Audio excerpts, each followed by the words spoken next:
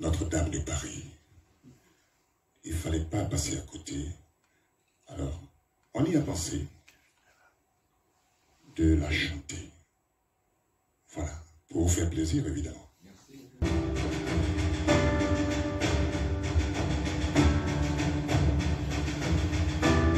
Tout feu, tout flamme, le ciel en larmes, et la flèche s'effondre, on croirait voir s'écrouler le monde,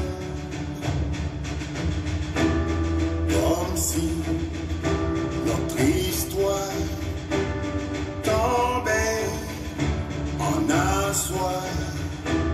Sous la tyrannie, on brûle soudain une part de nos vies.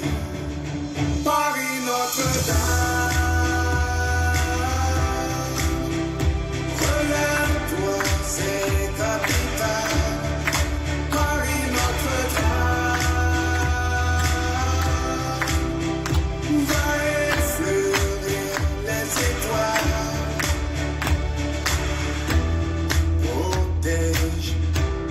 Le Graal de la cathédrale, sur toutes les terrasses, le temps nous laisse sa trace. Sur toutes les places, les hommes font face pour que jamais plus personne ne terrasse. Paris Notre-Dame, relève-toi, c'est capitale. Paris Notre-Dame, va effleurer les étoiles, tel le cœur sacré de l'humanité.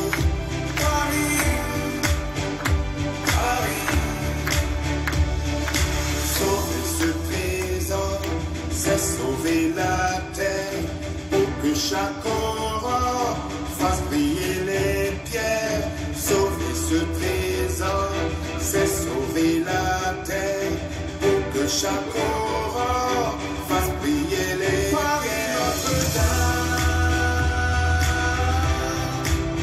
tu te dresses ma capitale. Paris pour notre âme,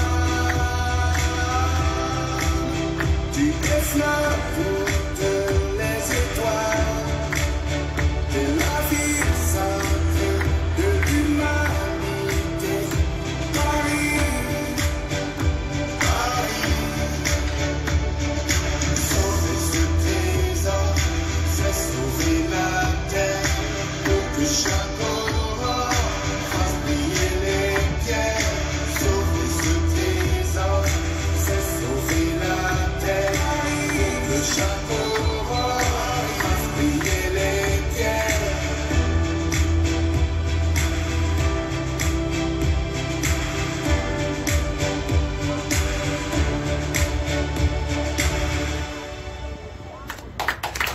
Émigré, tu es, émigré, tu restes. Parce que tu auras dans le cœur toujours ce point de nostalgie. Parce que ton soleil brille ailleurs, ton ombre s'étend ici. Alors ton voyage de mémoire, tu le referas tôt ou tard. Pour revoir enfin ton quartier, la petite maison où tu es né.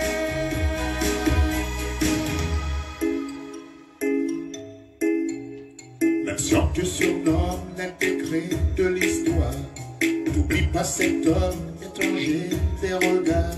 Même si les gens t'estiment, si tu as un vrai passeport, si tes parents sont dignes et très fiers de ton sort, émigré, tu es, émigré, tu restes. Parce que tu auras dans le corps toujours ce point de nostalgie. Parce que ton soleil brille ailleurs, ton ombre s'éteint ici. Alors ton voyage de mémoire, les pierres que tu as vu grandir. Pour tes enfants sages d'où ils viennent, que leurs racines restent les mêmes.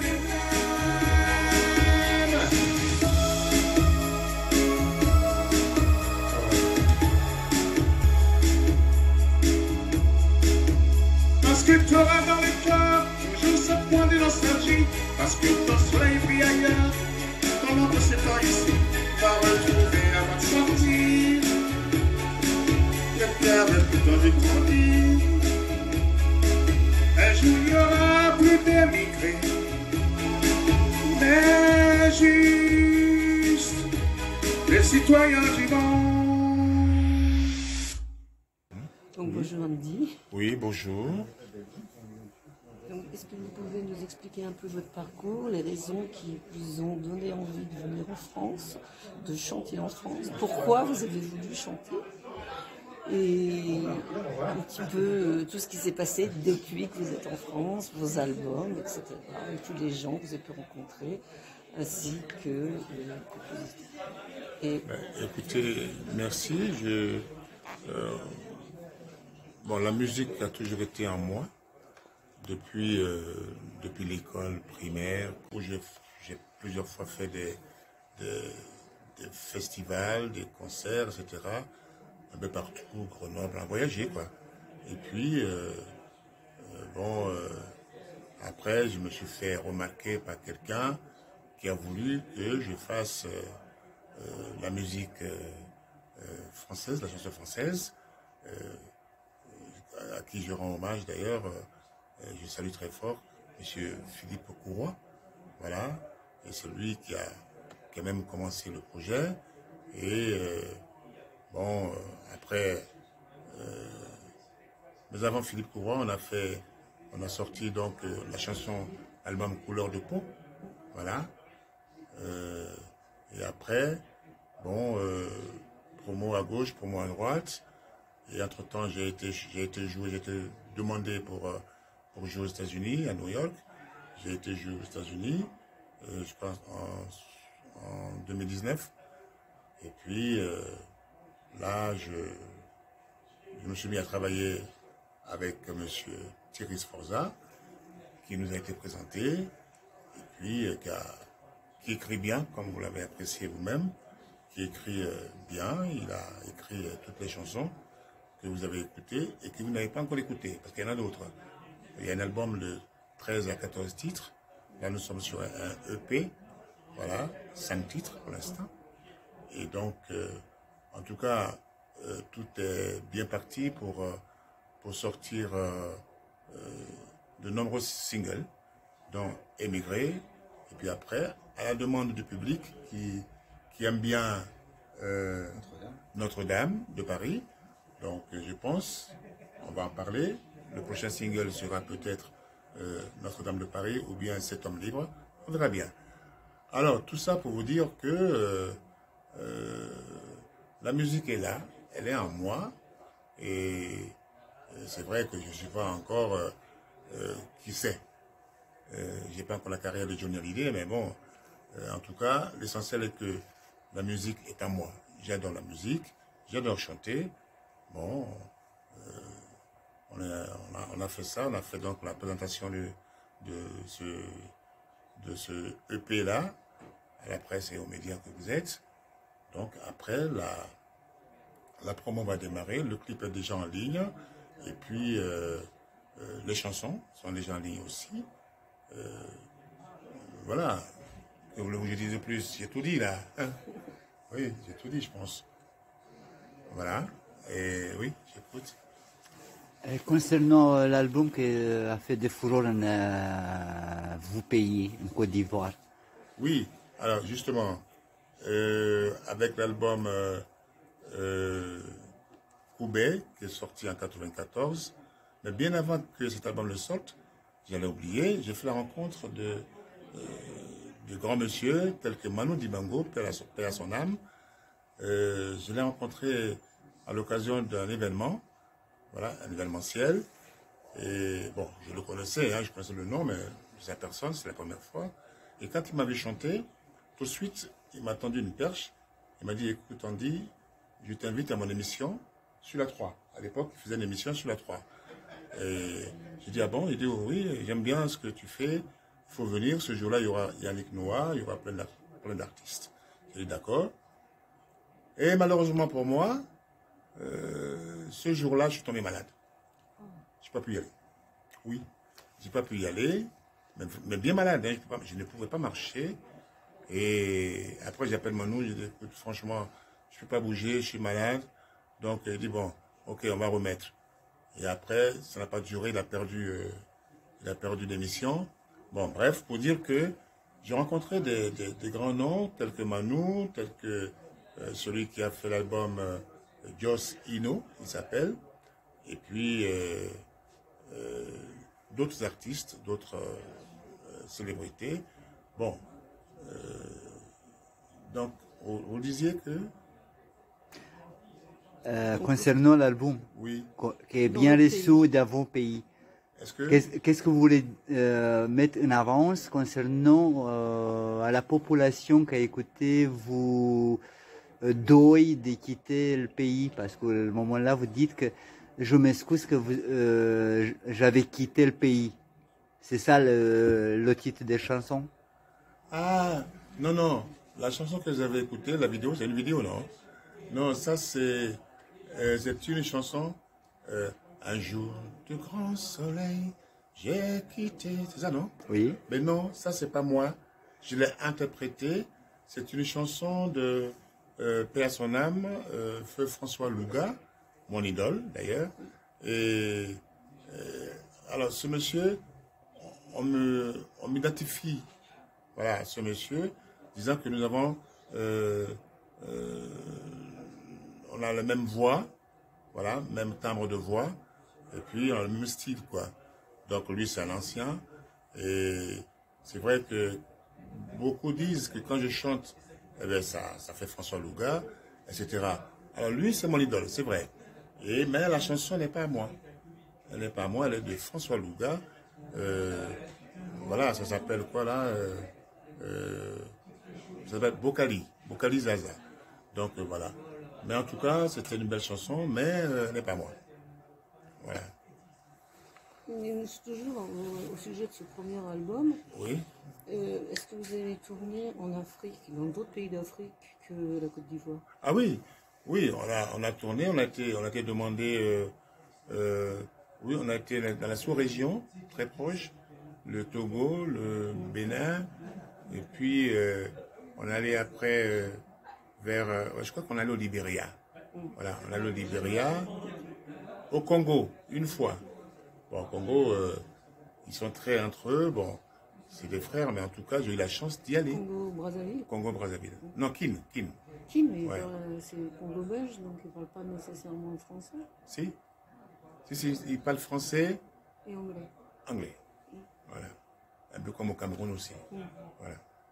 Donc, non, on a tourné avec cet album-là, hein, on a tourné, et je pense que c'est cet album-là qui m'a fait connaître, c'était le premier, et à mon actif, il y en a 4, hein, le quatrième là, il y a 3 avant, voilà.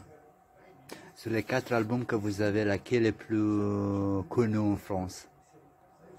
Ben, écoutez, en France, c'est trop dire, c'est connu en France dans la communauté africaine, ivoirienne et tout. C'est maintenant que je me fais connaître en France, avec M. Thierry Sforza, avec l'album Citoyen du Monde. C'est avec Thierry. On va faire un travail pour que cet album-là soit bien connu et que Andy aussi soit véritablement connu. Voilà. Vous avez attendu 40 ans pour vous faire connaître en France, après que vous avez quitté le Côte d'Ivoire? Ben, écoutez, au départ, quand je suis arrivé, j'ai commencé à faire mon album à moi, c'est-à-dire en patois. Voilà, je partais donc en Côte d'Ivoire, en Afrique, faire la promo. Après, comme j'ai dit tout à l'heure, on a pensé par le biais de monsieur Philippe Courroy de faire la chanson française. Bon, c'est pour ça qu'aujourd'hui, je suis dans la chanson française. Parce qu'il a estimé que je pouvais y arriver. Bon, et Thierry aussi, quand il m'a écouté, il m'a donné ses textes, mais il a trouvé que je pouvais y arriver. D'où on y est, nous y sommes, et on est en train de faire notre chemin. Et puis voilà. Et oui. Au niveau de la musique, qui compose? La musique? Oui. Ben, c'est de différentes personnes. Donne-moi un coup de main, Thierry, comme tu l'as. Eh bien, il y a eu, donc pour émigrer, il y a eu Romano Musonara, qui est le dernier compositeur et arrangeur de Luciano Pavarotti. Il y a eu Franz Fago, il y a eu Rick Allison, ancien producteur et compositeur de Lara Fabian. Il y a eu donc la reprise, bien entendu, de Lady qui a été chantée et interprétée par Kenny Rogers. Ouais. Et puis voilà, ce sont ces compositeurs-là. Donc eux ont fait la composition et les arrangements ont été faits par quelqu'un qui s'appelle Benjamin Falcon. Quelqu'un qui doit avoir la trentaine. On voulait vraiment qu'il y ait un son actuel. Et un son qui soit bien entendu occidental, bien entendu européen, avec certaines résonances africaines, bien entendu. Mais pas trop. Parce que vraiment, Andy fait bien la différence entre les deux, entre sa carrière ivoirienne, qui existe et qui a été très, très prolifique, et puis sa carrière française pour ouvrir. Alors, c'est plus à travers les textes, justement, qu'il retrouve non pas ses origines, mais c'est plutôt ses ascendances culturelles, et puis que musicalement. C'est un vrai parti pris entre nous, pour avancer, pour faire passer nos idées, pour faire passer ces idées de fraternité, de bienveillance, de citoyenneté du monde. Citizen of the World. Et vous disiez que les textes, vous les écriviez souvent suite à des discussions que vous aviez. Voilà, dès l'instant, en fait, il se passe un événement tragique ou parfois heureux d'ailleurs, souvent heureux. On en discute et souvent, en fait, de notre discussion naît une idée de chanson. Alors, soit parfois, effectivement, quand on s'est retrouvé devant notre téléviseur en voyant cette flèche de Notre-Dame qui tombait, on s'est dit, mais il y a une vraie chanson à écrire. Et moi j'ai commencé le texte, on a revu ensemble, on a fait faire la musique. La première musique ne me convenait pas, la seconde nous a beaucoup plu. Et à partir de là, l'arrangement est arrivé. Mais ça, c'est un événement particulier par rapport à Notre-Dame. Mais en revanche, par rapport aux autres chansons, c'était vraiment... moi, je suis aussi issu de l'immigration, ivoirien, moi je suis d'origine italienne. Donc on a beaucoup de sensibilité commune par rapport à ça. Et on s'est dit, voilà, nous on va faire passer une idée qui est émigré tu es, émigré tu restes. Tes origines, ta culture, tu l'auras toujours en toi. Mais pourtant, l'intégration est là. C'était ça qui était important de faire passer. Et puis, naturellement, on a commencé à écrire après Citoyen du Monde. Et là, le titre de l'album s'est imposé à nous. C'est pour ça que même les prochaines chansons, on a écrit un hommage justement à Manu Dibango. On a vraiment avancé là-dessus, mais toujours avec plus des références textuelles que musicales. C'est très important pour nous.